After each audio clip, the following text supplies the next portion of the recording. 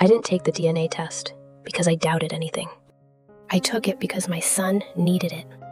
It was for something simple, a school project, family background, health history, nothing serious. Just one of those things that feels completely routine. We ordered the kit without thinking much about it. Swabs, forms, instructions. My son thought it was fun, asked questions, made jokes about where he might be from, and I played along, answered everything easily, because there was nothing complicated to explain. At least, that's what I believed. The results took a couple of weeks, long enough for me to forget about it completely, until one evening, I got the email. Your results are ready. I opened it the way you open any notification, casually, without expectation. At first, everything looked normal. Percentages, regions, standard information. The kind of thing you skim through and close without a second thought. But then I reached the section that mattered. Parent-child match. I read it once, then again, slower this time. And something didn't line up. I went back, read it again. Parent-child relationship, not detected. The sentence didn't make sense at first. I told myself it was technical language, a formatting issue, something medical I hadn't understood properly. So I kept reading, kept checking, scrolling back and forth through the same page, looking for a version of those words that meant something else, something smaller, something easier to hold. But the words didn't change. They just sat there, quiet, certain, waiting for me to catch up. I checked the names, the sample IDs, every detail I could find. Everything matched. There was no mistake. And that's when the meaning settled in. Not all at once, but enough. The test was clear. I was not listed as his biological father. For a long time, I didn't move, didn't think clearly, didn't react. Because there's a moment when something like that happens where your mind just doesn't catch up. It pauses. And in that pause, everything you believed stays exactly where it was. But underneath it, something has already changed. The house was the same. The sounds from upstairs were the same. My son's voice, his footsteps, an ordinary evening. Everything looked exactly as it always had. But I knew something now that changed what all of it meant. And I had no idea yet what I was supposed to do with that knowledge. I didn't confront her that night, or the next, because I didn't know how to ask the question without everything breaking the moment I did. So instead, I watched. The way she talked, the way she moved through the house, the way she laughed at something on television, like everything was exactly as it seemed. And that was the hardest part, because nothing had changed for her yet.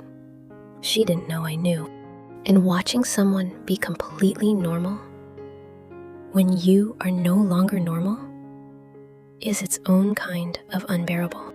Every dinner, every conversation, every ordinary moment that would have meant nothing a week ago, now had a question underneath it that I couldn't ask yet.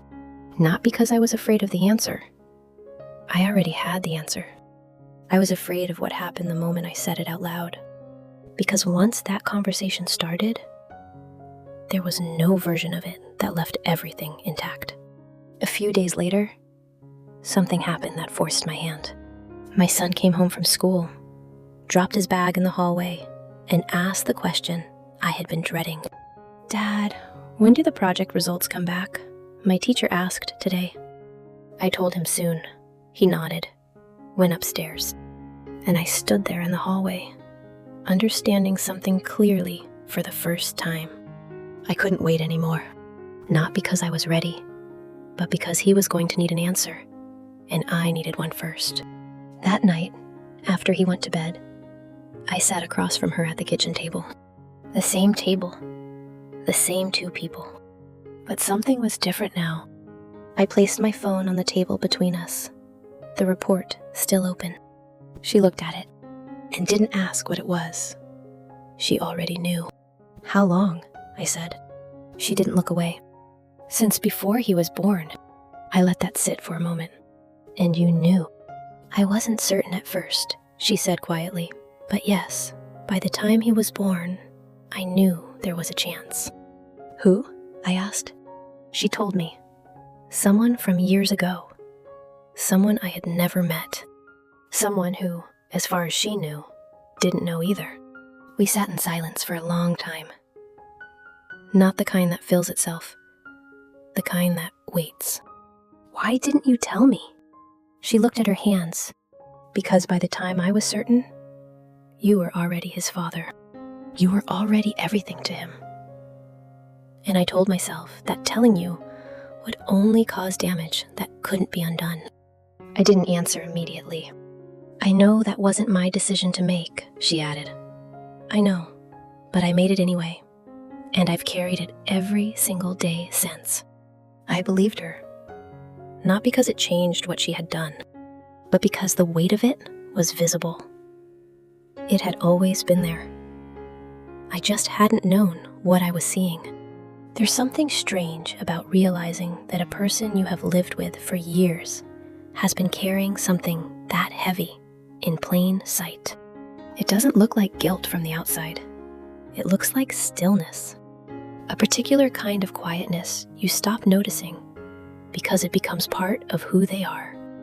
And now I was noticing it for the first time.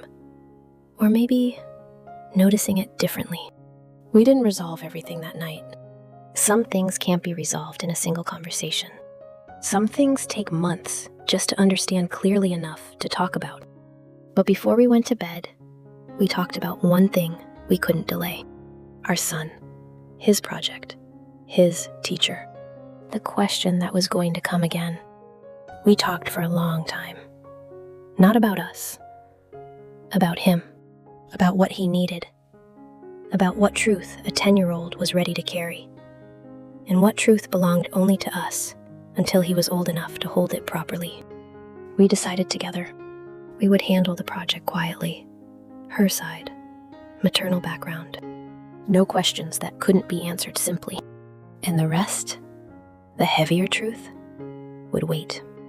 Not because we were hiding from it, but because protecting him came before everything else.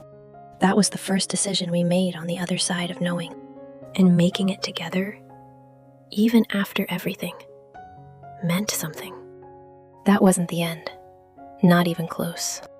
We had months ahead of us. Conversations that were difficult, necessary. Sometimes both at once. There were days I didn't know how to be in the same room as her.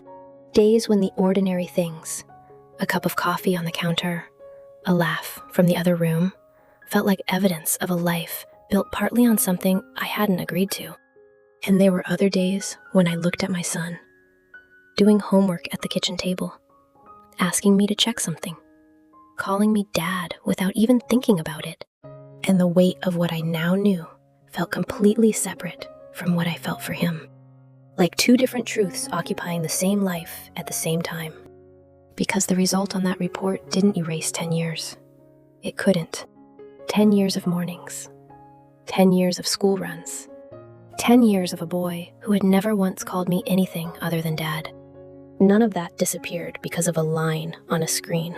My wife had made a decision I didn't get to be part of. That was true. And there was grief in that. Real grief. The kind you can't explain quickly. The kind that isn't just about the lie, but about all the moments that existed inside it. Every morning that felt real. Every conversation that was whole. All of it still happened. None of it was pretend. But some of it now had a different shape. And I also had a decision to make. Not about whether I was his biological father. That had already been answered. About whether I was his father. That answer, I already knew. The same way I had always known it. Without needing a test to tell me. Some truths arrive before you're ready for them. And when they do, the only question that matters isn't what the truth changes. It's who you choose to be after you know it. I chose him. The same way I had chosen him every single morning for 10 years. without ever realizing I was choosing anything at all. A father is not a result on a report. A father is what happens in the years before the report arrives, and in the years after. I already knew which one I was.